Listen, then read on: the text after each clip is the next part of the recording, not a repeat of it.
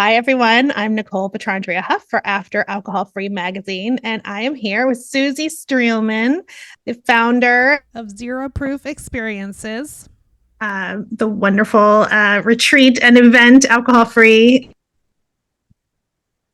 How are you? Good morning, Nicole. It's so nice to see you. It's great to see you. Last time I saw you, we were all dressed in pink in Tampa. Right? That's a pretty nice memory. I'm so glad that you got to come and experience a weekend alcohol-free in a typical American city with us. Exactly. It was wonderful. It really was. It was such a break from the normal routine. And then on the last day, I kind of went and walked out by the water and there were pelicans. And it was a really a nice experience. And there were so many people, 100 alcohol free people. Yeah, a little over 100 It's great. alcohol-free, a lot of women and a few brave men Few came brave men, very brave to be with that many women, Yep. all dressed in pink. Um, so I would love to let's talk about zero proof experiences and then talk about your story and how those two things kind of happened and came together. But do you want to tell us about zero proof experiences first? Like, how long have you been doing this? And I mean, I've known of a few of your events. Yes, thanks for the opportunity. So, yeah, it really started out a little over 2 years ago when, you know, CNN was telling us that dry January was becoming popular. I had been alcohol free for a little bit in January of 2022, and yet I could not get a mocktail to save my Mhm. life, Nicole. So,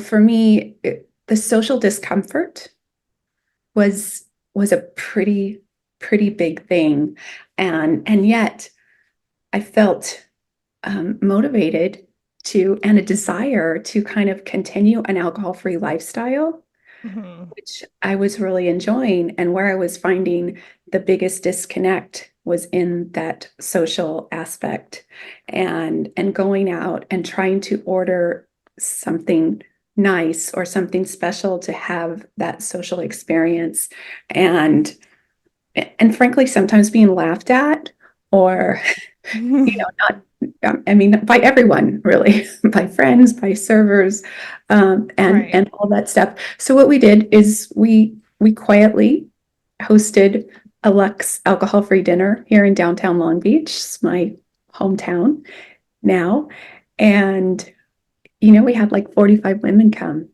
and Oh, wow. that was January in 2022, and it is hard to believe that we're on to our seventh Sober in the City weekend event.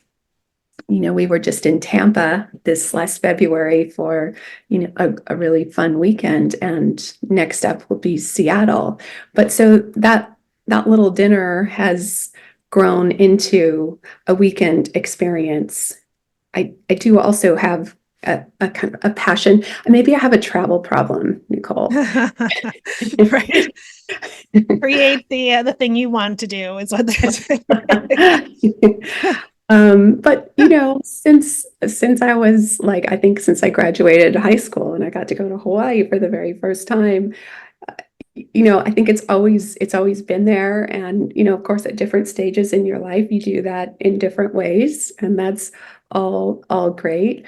But it's kind of a heavy value, and that is certainly a big hiccup for a lot of people when they even think about considering an alcohol-free life, right? hmm So hmm that's the first thing they're maybe skipping is even going out to dinner or meeting their friends for happy hour, and that might be a-okay for a time, but I for me personally, I don't want to stay home Right.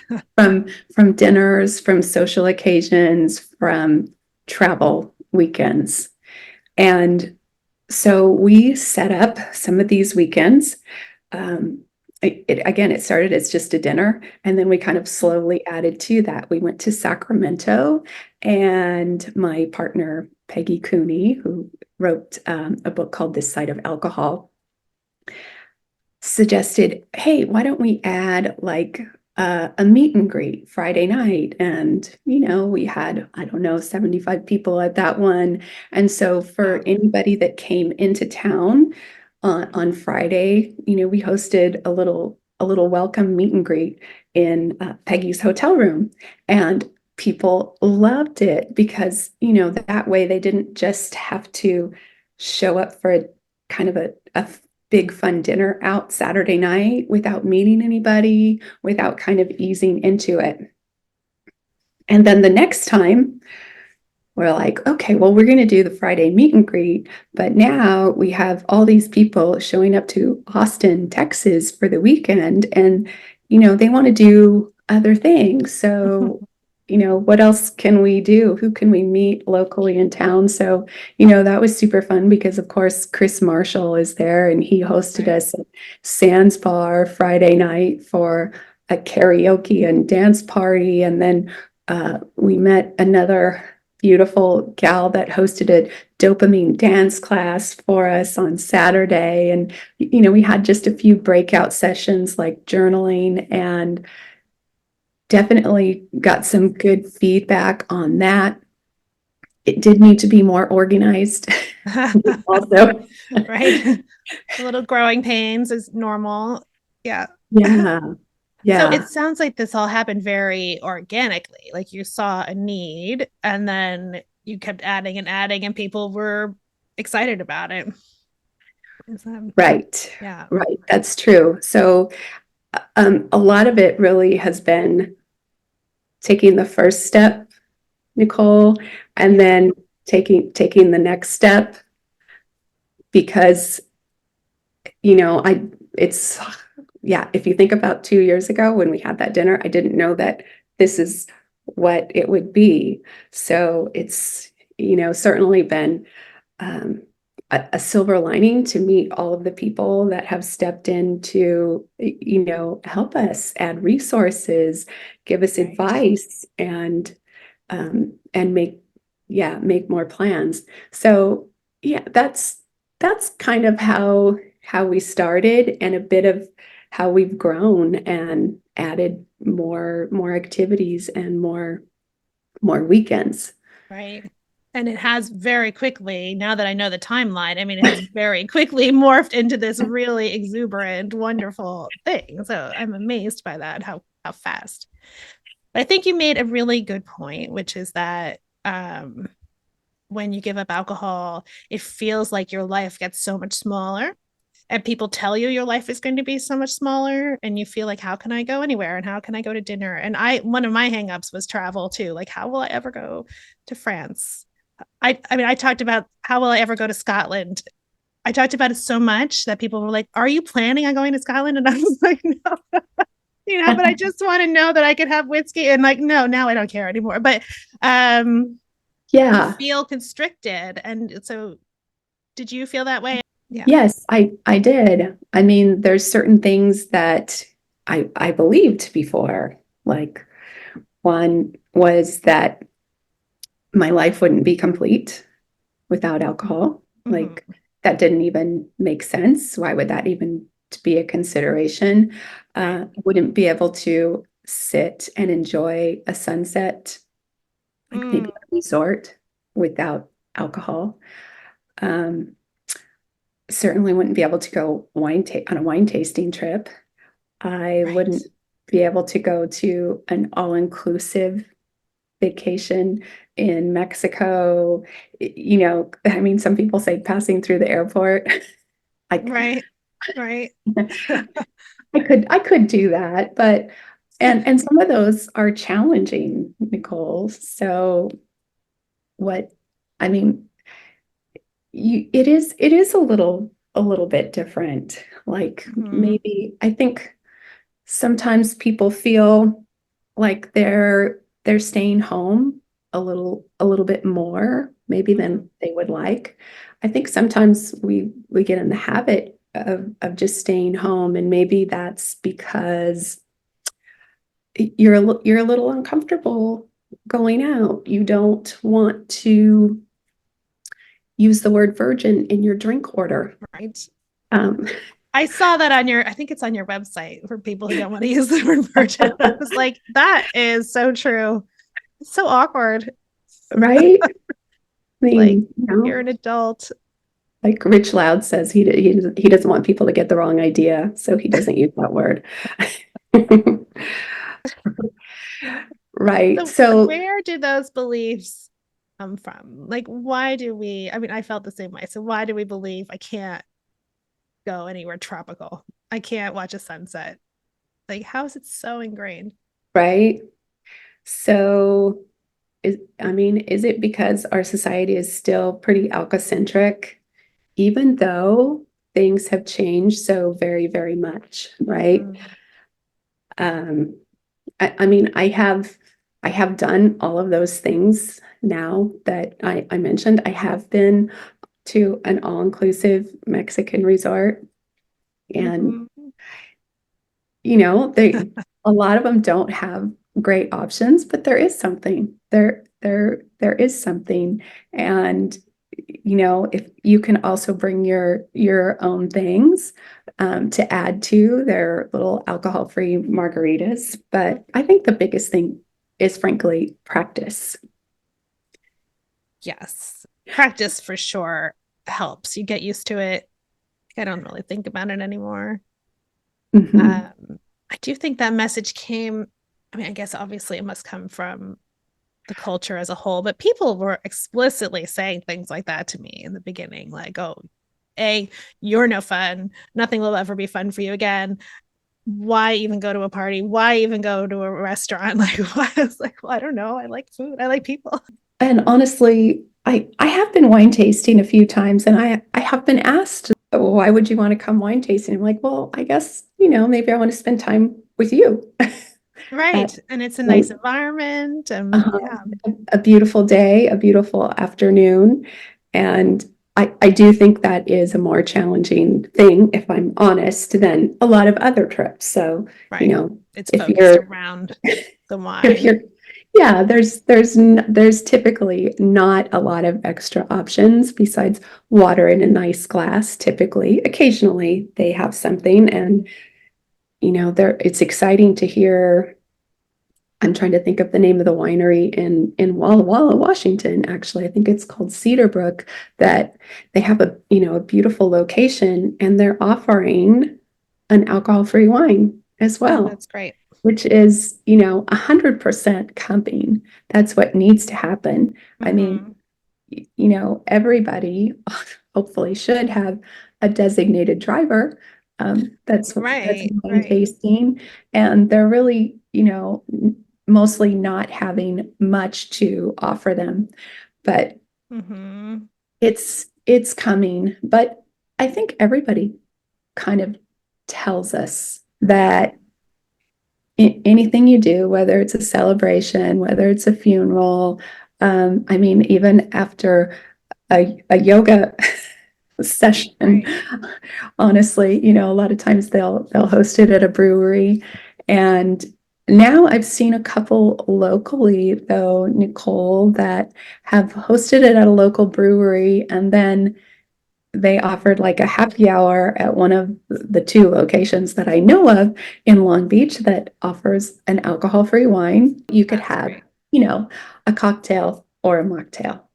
And yeah, I think it's because our world promotes cocktails over mocktails. Hmm. Still, But still, it's changing. Just that you see that at all is a good sign. Yeah. it's yes, I think you and I both can see that it's changed rather quickly because, for example, I mean, when we just started this a couple of years ago, a little more than a couple of years ago, I didn't know, Nicole, that I would read in a survey this year that 40% of people were interested in booking a detox trip this year. Wow. And and that, 40%. yeah, I mean, That's a huge number. right? So if you think about all your friends, I'm like, wow, that seems really high. I don't know. But Right. that's one survey. And then they even kind of changed that to if it's just like say people that are interested in alcohol-free options at a hotel, it went up to 60%. So those Wow. those kind of numbers really do excite me That was one of because my questions for you because I know you love statistics. And like I turn to you when I need statistics because um and those numbers are exciting. I mean, that's a majority of the population. Over right. And so that 60%. doesn't Yeah. mean that they want to go completely alcohol free, and that is 100% a-okay. But isn't it nice if we could invite the world to feel empowered in their alcohol free choice, if that's what they want? Mm-hmm.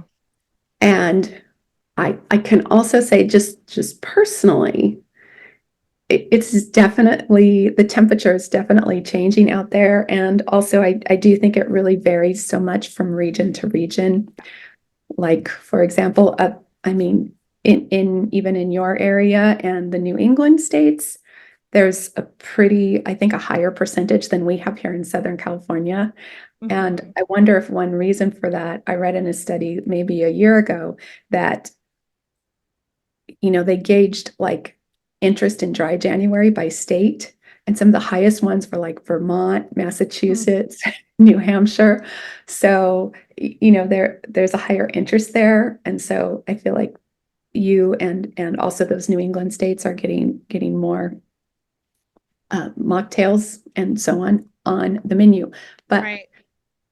when I'm out, I used to be told like the strangest things from waiters, like we can't do that. It's pre-mixed.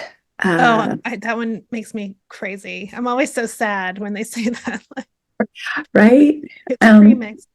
Yeah. yeah, it's pre-mixed, or that won't really taste good, what you're Oh, ordering. Or the best we could do is like a berry lemonade. That's what we can offer you. And, I kind of had this rather specific order that I would like to order sometimes, which was kind of essentially a very light alcohol-free margarita. And I even made up some cards so I could hand it to them and try, that's a good anything to idea. make it less painful, right? But Mm-hmm. I tell you now lately, the last few times that I've been out, I've said, hey, could you make me an alcohol-free margarita? Could you make me an alcohol-free mojito? And you know what response I'm getting, Nicole, is sure, we'll be right out with your mocktail. Or sure, we'll be, like no question. So I don't know if you've seen that, That's but great. I think it's, I mean, here in this area, I felt like we've been kind of slower to come along, and it seems like it's picking up speed now. It's starting to, right? I still see a mix of responses, even in New York. And it really depends. I see Uh-huh. a lot of really nice menus. And I've been going upstate a lot. There's some great mocktails on menus up there. And then the other extreme is either there's nothing at all, or like a Heineken Zero has kind of replaced an O'Doul's, and they're like, okay, we have this one thing. And it's like, okay, at least they have something. I don't get as much Yeah, snarkiness as before. right. Yeah. Or like, what is that? What are you ordering? Right. Why? Why are you ordering it? Do you have a problem? Why are you ordering? Right. So I think, I mean, this ties back to exactly what you're doing, is that we're all in this, we're all trying to navigate this world. And then I Mhm. see these 110 women and a few brave men come together, and there's this sense of inclusiveness and relief and seeing yourself in someone else. And, that just, it creates this exuberance in the whole weekend. It's really amazing to witness. Have you ever, been to a party and you're looking around to see if anybody else is maybe going alcohol free that Right. night? Or maybe you've been out to a restaurant. Let's just say there's 8 people. And I mean, this would happen to me in the past. Like I'd be like, oh, I don't think I'm gonna have a glass of wine tonight. And then I would order a glass of wine. And maybe like four or five people down, somebody wouldn't order a glass of wine. And I've heard this from other people too. Like if I had known that, beforehand, right? I Mm, would have felt so much better not ordering that glass of wine. I've noticed that if there's just one other person, hmm. taking a break with you, it feels it feels really nice, I think. Yeah, And that's true. There's just like I think it's just a human desire to fit in and not be the only one who's not doing something or is doing but something. Yeah. nobody wants to be the only one with the big water glass, and everybody else has like sexy cocktail glasses and wine glasses. Exactly. It does have a lot So to do with the glassware, actually. I feel much better with I a martini glass than a water glass. I think I don't know where that glassware comes from. is quite important. Hmm. And I have quite a variety at my house. I'm sure Right. you I do mean, I'm too. sitting, this is my little alcohol-free station here, and I have all my glasses right here on the table. Um, Yeah, when you read about like getting out of your comfort zone and that type of thing, they say the human brain is wired for safety. So right. you want to we're wired genetically to be part of a pack, to be part of so that for safety. And this is a leap out of safety in that sense, socially. Yes. Yes, it very much is. Yeah. Life can play little tricks on you, right? Yeah. Um, and you know what? We love our friends and our family that drink alcohol. I love to go out with them and connect with them and do fun things. And I would really like to go to a place, that's my big preference, that has a nice mocktail list, which is not a lot of places just Mhm. yet. Again, I am having better luck, even when it's not on the menu. They're becoming more familiar with it. Yes, for sure. So you mentioned Peggy briefly. Let's talk about Peggy for a minute because Peggy is your chief connection officer. Is that correct? She is, And at she what point, she's so wonderful. I love Peggy. And at what point did you bring her on and then define that role? Like when did connection become the thing that needed its own role? Yeah. Yeah. Yeah, so that's a great question. So Peggy showed up at our very first event here in downtown Long Beach. And, I was pretty enamored, very excited to meet her because I knew that she had just come out with a book, This Side of Alcohol. And I knew she kind of had a growing private Facebook group. And I couldn't believe that she was coming to our event. And then in talking to her and some of her friends, uh, we decided she'll be our keynote speaker at the next one. Oh, that's And great. I'm telling you, when Peggy comes alongside you and works on a project, she shows up. And, we had really so much fun planning and doing it together that by the time, we got to our third event in Austin, Texas, I think we walked in and she said to me, "You know what? This is really all I want to do." And I said, Wow. that would be great. So, yeah, we've really been connected and working together. And she connects with, as much as you think she connects with a lot of people, it's probably so much more than than you realize.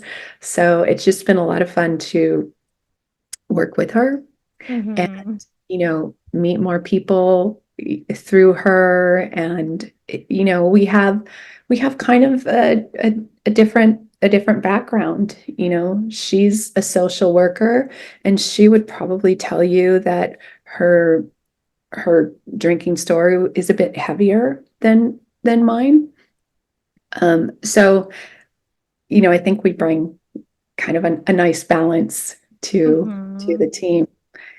And boy, isn't a lot of it synergy, like who you enjoy working with. I know I've had that Right. discussion on the phone with you that it's great to know you, and, having different people in this space, like 100% my partner, Peggy, Yeah. but also people, like you, Nicole, that you can just, call up or send a text and say, "What do you think of this?" Right. is this a good idea? Because It's it is a whole nice. new, it is a whole new world, right? This Hmm. alcohol-free space. And I think it's interesting. I've, met a few people that have been alcohol-free for a long period of time recently. And, they just didn't really have any idea that all of us were here on Instagram and, on websites and making a magazine. There's still a lot of people that don't know about this yet, that Yes. we Right. need I to. forget that. And then I remember it again, like periodically, because we're so ingrained in it. And then I'm like, oh, there's still this huge amount of Right. people who don't know. And I think You, you and I have a similar mission in that sense that people want to feel a part of something and want to know that they're not alone. So we're mhm. trying to put that message out there and bring them together. Absolutely. We, I mean, I think probably, yeah, you and I both, we feel like if this is your choice, if you want to choose an alcohol-free lifestyle, or even, you know what, if you just want to take a break for a Mm-hmm. night or for a week, you should feel absolutely 100% like that is a valid choice. And you can even feel empowered in that choice. And you can actually make a whole bunch of friends Right. in that Amazing choice too, people. Yeah. which is another thing that I I didn't see coming. I didn't see Mm-hmm. coming, Nicole, that this was going to be popular. Mm-hmm. Right. I did not, which yeah, is a whole thing in itself. But again, if you see some of the Nielsen IQ numbers and even like here, I just have this over here, like Yes. Tell me numbers. I the, like to hear these statistics. the Amazon keyword searches, the search for non-alcoholic gin, that was the biggest bump up, went up like 580% in 90 days. This article was from Wow. last fall. So, non-alcoholic beer searches went up 472%. Yeah. So I did not foresee that this was going to be so trendy. I mean, maybe we should have because we were interested in it. You and I might be a similar time frame. I can't remember exactly, Yep. but It was 2020 for me is when it started.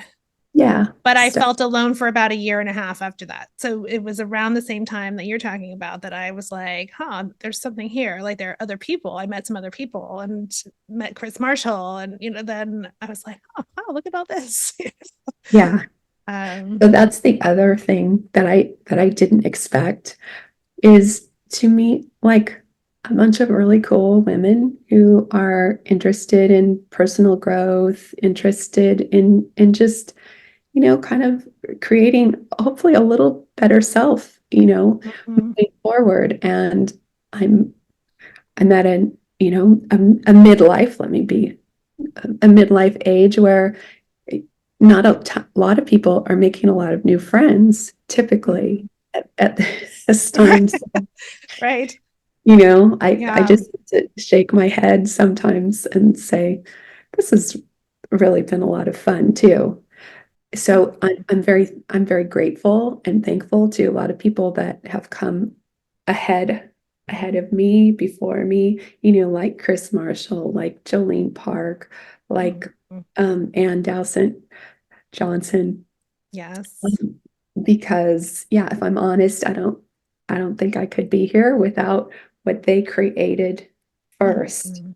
Mhm. So very, very grateful for that. Right. Those are some wonderful people.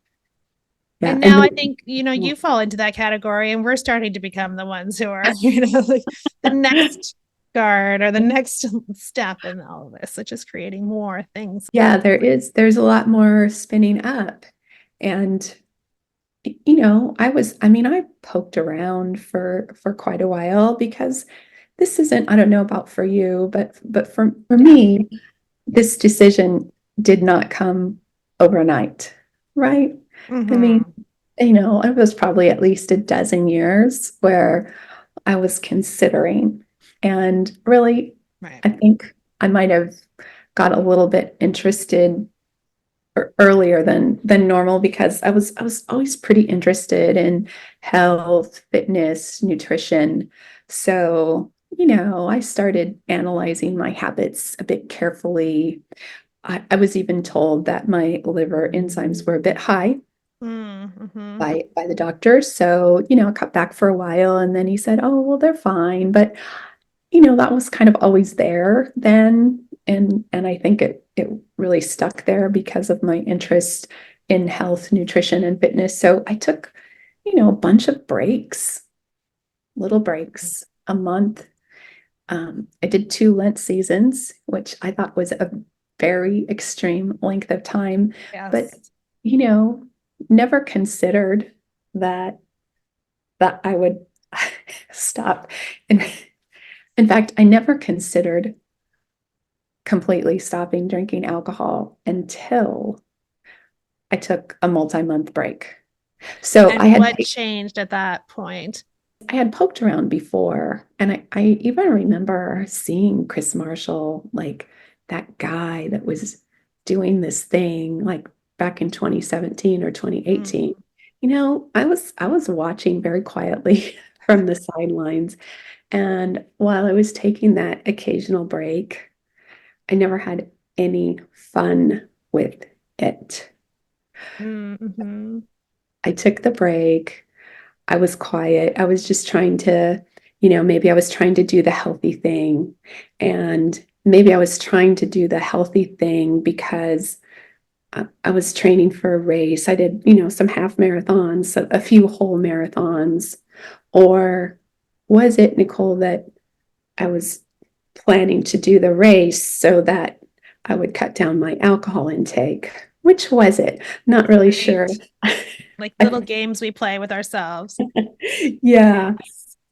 So, when I was just taking those breaks, I was kind of like, okay, all right, I'm gonna not have, any beverages this week, but I'll save it for this party, or I'll save it for the bridal shower. I don't know, it could be anything. So many opportunities, right? But yeah, it was kind of during the pandemic, and I actually got connected with Sober Sis.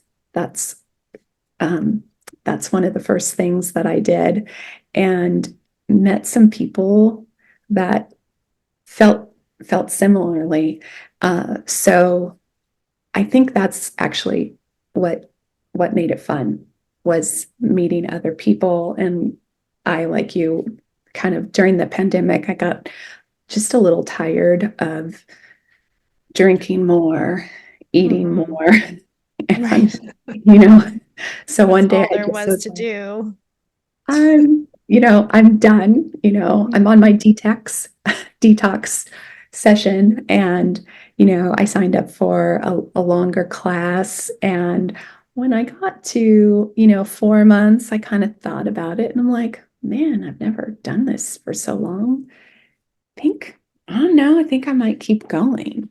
And it was probably around 6 months when I just, I kind of felt drawn. I realized that I had not given thought to how much space it was taking in my head to Mm-hmm. consider.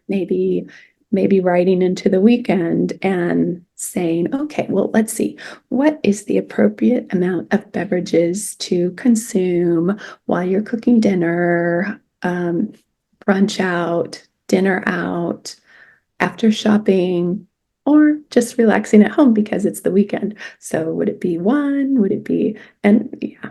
So Right. Constant math. That's how I was. Constant math in my head. Like, did I do yeah, this? Do that? Is this okay? Is this right. it's And tiring. Yeah.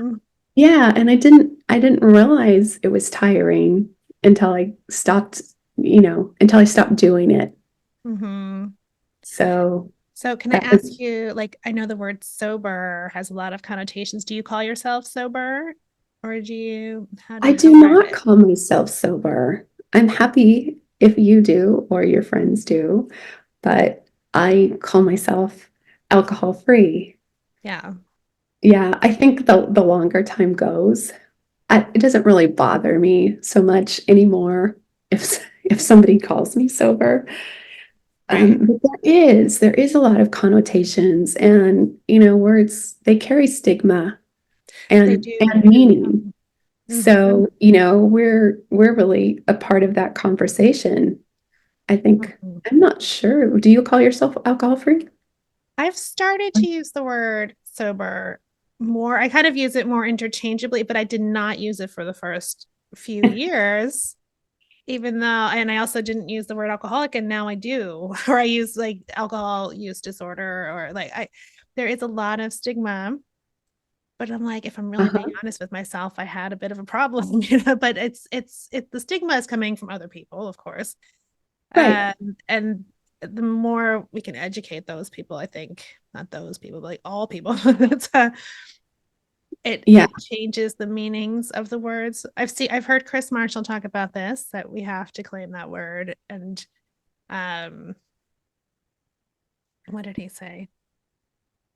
Like Could we, embrace the sober serious, not just the sober curious, but the sober serious as a yeah. market. If you're in this industry, that we tend to like kind of ignore that group.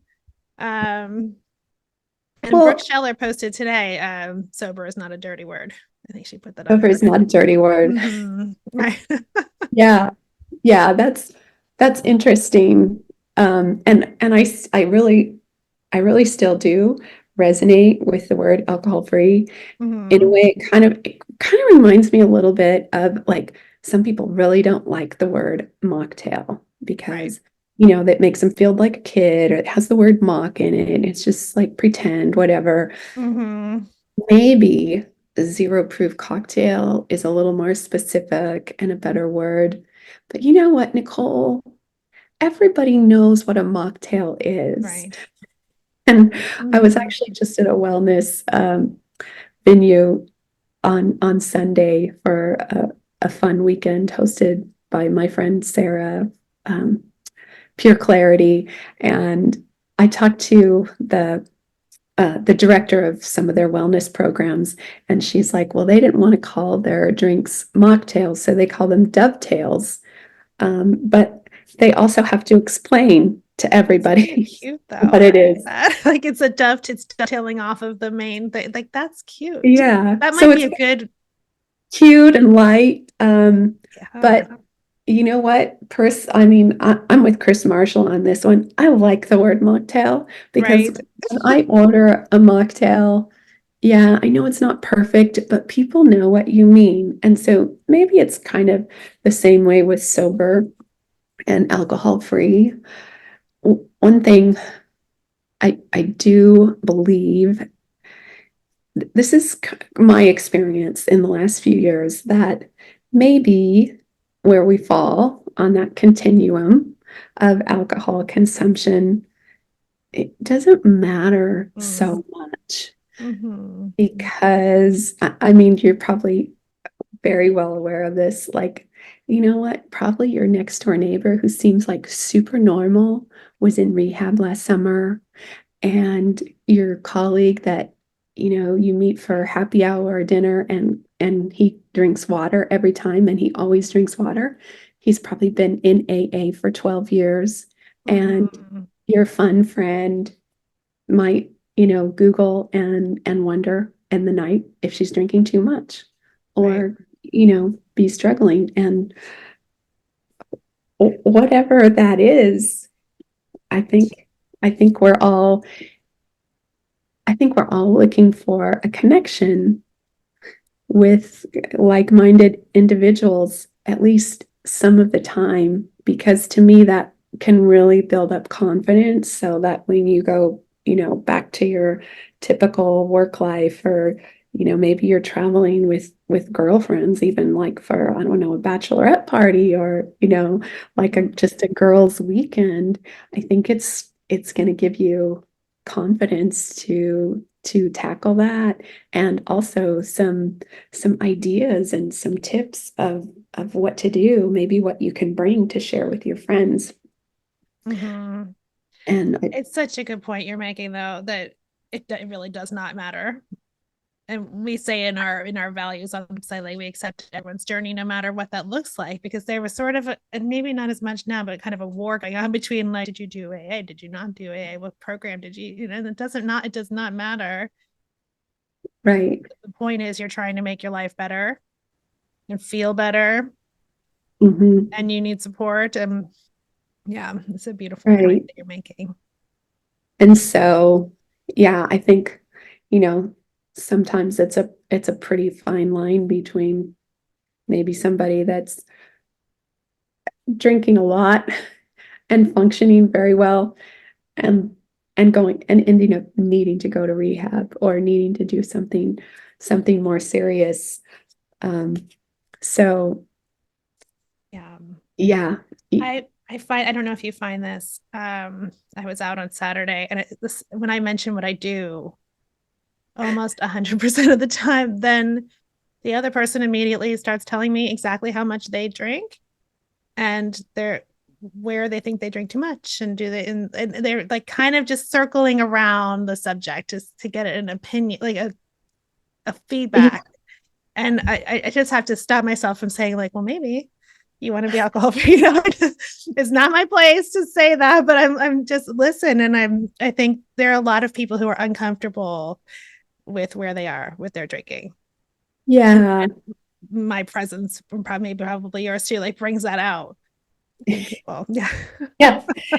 Yeah. It's I it's don't mean to true. laugh at that. I just mean like the discomfort of it. Yeah. Um, yeah, because Nicole, like when we go to a party, we don't really get to hide behind like what you don't really know what's in my glass. I think most people know Right. at this point that whatever is in our glass is non-alcoholic. And so yeah, it does come with a little extra. So yeah, I mean, Right.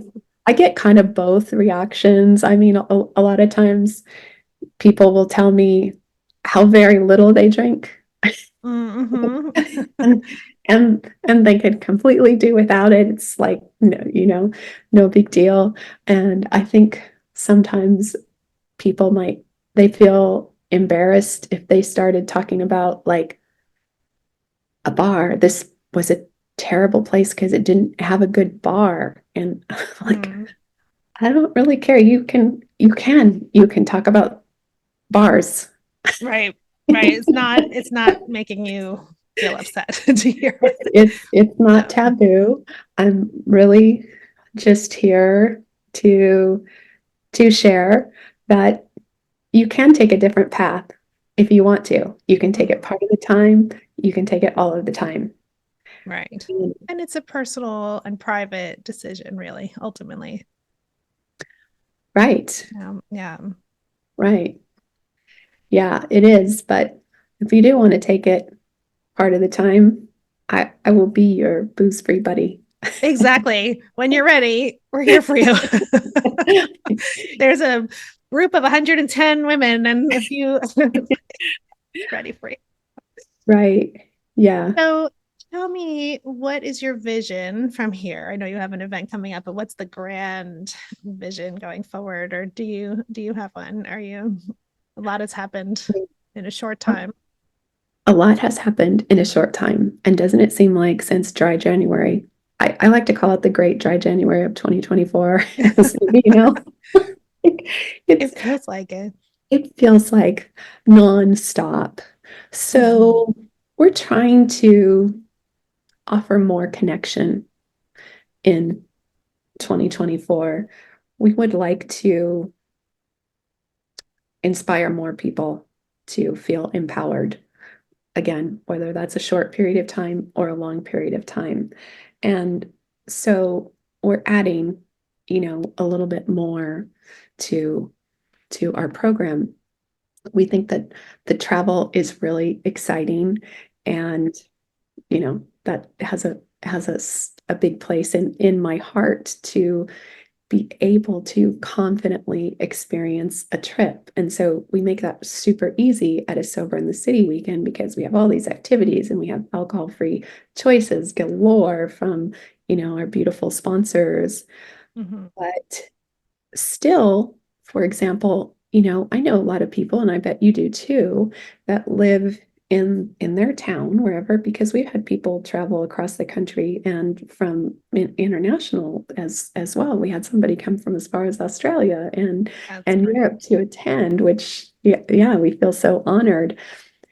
But I talk to a lot of people that live wherever they live in Philadelphia or Dallas. I mean, there's a lot of people there, but a lot of them have not connected with anybody locally. And so we, in January, for example, we had a couple of meetups that were at the same local time, and they're just very casual, low entry. And what's been fun about that is that people have stepped up to partner with us that felt really uncomfortable, I think, doing it alone. And I Mm, can certainly understand that feeling because right. it wasn't so long ago that I was like, how are we going to do this? How are we going to make something happen? So we just had some casual meetups at a coffee shop one was at, or a non-alcoholic bottle shop. We'll do it anywhere, and we'll partner with you, and almost however many people want to partner with us to get the word out. And so that way people have made some local connections. It's not really a cost. It's just coming together, building the alcohol-free community locally and at large that way. Mhm. So we have a couple in the works for May. Let's see, I think in Seattle. I think we have it in Spokane, Washington, as well Oh, as great. Phoenix, Arizona. And I'm not sure if anything else will be added to that, but that's in May, and we'll put the word out there. At this point, we've met a lot of people around the country. So if you've reached out to me and said, "Hey, I'm interested," chances are we might know a couple other people in that same area, and that's just how it starts. We don't care if it's really small or a little bit bigger. So those are some of the things that I get very excited about. Um, I, Yeah. I just think it's really, really neat to bring people together like that. And, we're also doing some connections online. So we do have a membership now called Zero Proof Connect. And we meet twice a week. We have connection calls. We have a lot of guests. In fact, I think Mm, Nicole will be our guest coming up in a couple of months, I'm which going to be. I'm excited for that. very excited It's about. actually right around the time that this issue will come out, probably the same week. June, is that right? Oh, wow. Yeah, I think Yeah. we have June 6th. Yes. So, yeah. We'll put a So, yeah, and we're, just growing into that. So, we have a couple of locations that we think will be our Sober in the City weekends in 2025. But I think the biggest thing that we're planning is, yes, more events. Yes, we are going to Bali in June. Um, exciting. so that's, Hmm. kind of unbelievable, right? But more connection. And I do have a vision of bringing that connection you know, from the screen here to real life and Hmm. back and forth. So, uh, really, my goal, our goal, Peggy and I too, and are here to kind of support the alcohol-free community at large. So wherever. I just love what you're doing because it's really it's addressing all different needs. On the local level, finding people. I really don't even know. And in my very local area, I don't know a lot of people Yeah, who are sober. maybe, yeah, right. Because you've met people in the city, and Hmm. uh-huh, Exactly. yeah. Yeah, that's wonderful. So we Maybe we should host something right there, Nicole. that's true. Maybe we could. It's Might a be small people. area. I mean, New York is so Yeah, close, but also, yeah, you it never can work. know. You never know. That's true. You never know because we have a few girls that are doing something in Atlanta, Georgia, Mm-hmm. this Thursday, actually, so it will already have happened, I'm sure. But there was a young woman that found it online, and she had just moved there. She's been sober, she says, for 9 years, and was feeling just really alone. And so even before the event, she's already been connecting with the women that are helping us to co-host it, and she's so excited. So I mean, just right there, that makes it all worthwhile, doesn't it? Yeah, that's great. Yeah, it's changing lives. So, we always ask the same last question, which is our tagline is the best life begins after saying goodbye to alcohol. So, what has your after looked like? Okay, my after has looked like more, not less. More friends. I still connect with my friends and family, but I also have additional new friends.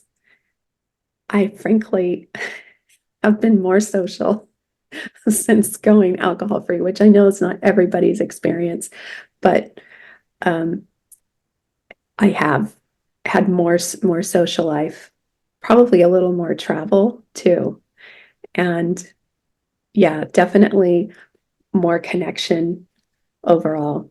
Mm-hmm. That's amazing. It's wonderful. And you've created something extraordinary. Well, thank you, Nicole. It's been so fun to meet you and work with you and be able to share life with you too in a weekend, and definitely look forward to more of that. You probably too feel like every time you travel somewhere, you probably know some people that you could potentially connect with. So Mm-hmm. I I'm love sure, being part of it. I mean, I loved the weekend in Tampa and I love working with you and Peggy. So I'm really glad to be part of it. yeah, It's terrific. 100%. So Yeah. Thank you. yeah, thank you so much, Nicole. Thank you for being here with me. And I'm excited to do this summer issue with you. Thank you. Woohoo!